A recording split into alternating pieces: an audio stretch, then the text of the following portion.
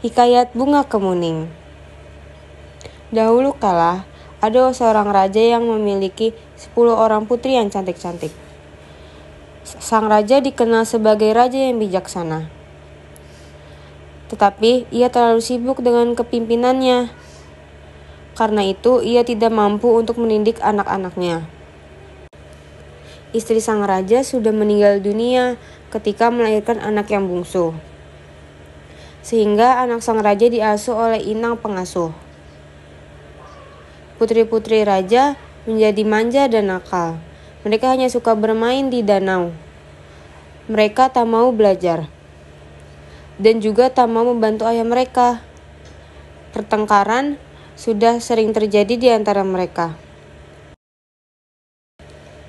Ke-10 putri dinamai dengan nama-nama warna. Putri sulung bernama Putri Jambon, dan adik-adiknya dinamai Putri Jingga, Putri Nila, Putri Hijau, Putri Kelabu, Putri Oranye, Putri Merah Merona, Putri Kuning, dan 2 putri lainnya. Baju mereka pakai berwarna sama dengan nama mereka. Dengan begitu, sang raja yang sudah tua dapat mengenali mereka dari jauh. Meskipun kecantikan mereka hampir sama, si bungsu Putri Kuning sedikit berbeda. Ia tak terlihat manja dan nakal. Sebaliknya, ia selalu riang dan tersenyum ramah kepada siapapun. Ia lebih suka berpergian dengan inang pengasuh daripada dengan kakak-kakaknya. Pada suatu hari, raja hendak pergi jauh. Ia mengumpulkan semua putri-putrinya. Aku hendak pergi jauh dan lama. Oleh-oleh apakah yang kalian inginkan? Tanya raja. Aku ingin perhiasan yang mahal, kata Putri Jambon.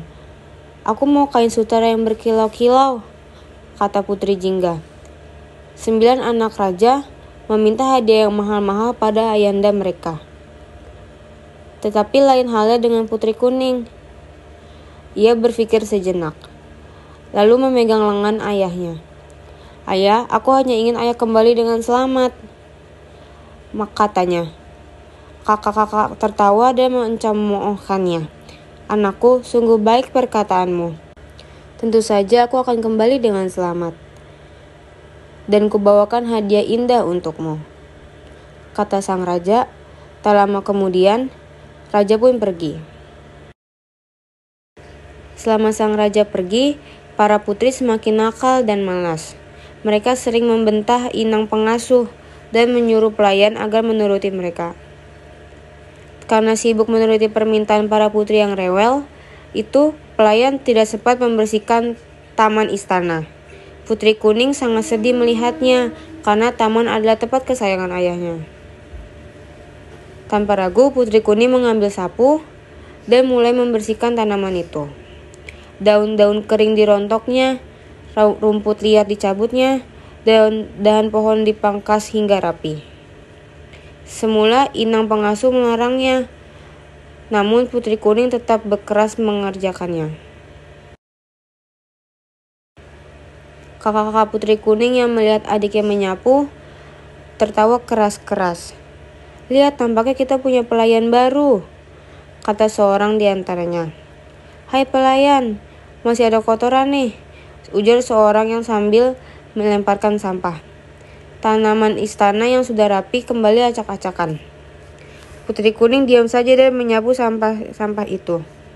Kejadian tersebut terjadi berulang-ulang, sampai Putri Kuning kelelahan. Dalam hati ia bisa merasakan penderitaan para pelayan yang dipaksa mematuhi berbagai perintah kakak-kakaknya. Sekalian sungguh keterlaluan.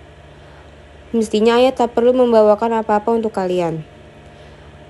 Bisanya hanya mengganggu saja, kata Putri Kuning dengan marah.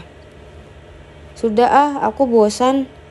Kita mandi di danau saja, ajak Putri Mila. Mereka meninggalkan Putri Kuning seorang diri. Begitulah yang terjadi setiap hari. Sampai ayah mereka pulang, ketika sang raja di istana ke-9, Putri masih bermain di danau. Sementara Putri Kuning sedang merangkai bunga di teras istana. Mengetahui hal itu, sang raja sangat sedih. anakku yang rajin dan baik budi, ayahmu tak mampu memberikan apa-apa selain kalung batu hijau. Ini bukan warna kuning kesukaanmu, kata sang raja. Raja memang sudah mencari-cari kalung batu kuning di berbagai negeri. Namun benda itu tidak pernah ditemukannya. Sudahlah ya, tak mengapa. Batu hijau pun cantik dilihatnya, serasi dengan bajuku yang berwarna kuning, kata putri kuning dengan lemah lembut. Yang penting, ayah sudah kembali. Akan kubuatkan teh hangat untuk ayah, ucapnya lagi. Ketika putri kuning sedang membuat teh, kakak-kakaknya berdatangan. Mereka ribut, mencari hadiah dan saling memamerkannya. Tak ada yang ingat pada putri kuning, apalagi menanyakan hadiahnya. Keesokan harinya, putri hijau melihat putri kuning memakai kalung barunya. Wahai adikku, bagus benar kalungmu. Seharusnya kalung itu jadi milikku, karena aku adalah putri hijau, katanya dengan perasaan iri. Ayah memberikannya padaku, bukan kepadamu, sahut putri kuning. Mendengarnya, putri hijau menjadi marah. Ia segera mencari saudara-saudaranya dan menghasut mereka. Kalung itu milikku, namun ia mengambilnya dari saku ayah. Kita harus mengajarnya berbuat baik, kata putri hijau. Mereka lalu sepakat untuk. Tak lama kemudian, putri kuning muncul. Kakak-kakaknya menangkap dan memukul kepalanya. Tak disangka, pukulan tersebut menyebabkan putri kuning meninggal. Astaga, kita harus menguburnya, seru putri Jingga. Mereka beramai-ramai mengusung putri kuning, lalu menguburnya di taman istana. Putri hijau ikut mengubur kalung batu hijau karena ia tak menginginkannya lagi. Suatu hari, tumbuhlah sebuah tanaman di atas kuburan putri kuning. Sang raja heran melihatnya. Tanaman apakah ini? Batangnya bagaikan jubah putri, daunnya bulat berkilau, bagaikan kalung batu hijau. Bunganya putih kekuningan dan sangat wangi. Tanaman ini mengingatkanku pada putri kuning. Baiklah, ku beri nama ia Kemuning, kata raja dengan senang. Sejak itulah bunga kemuning mendapatkan namanya. Bahkan bunga-bunga kemuning bisa digunakan untuk mengharumkan rambut.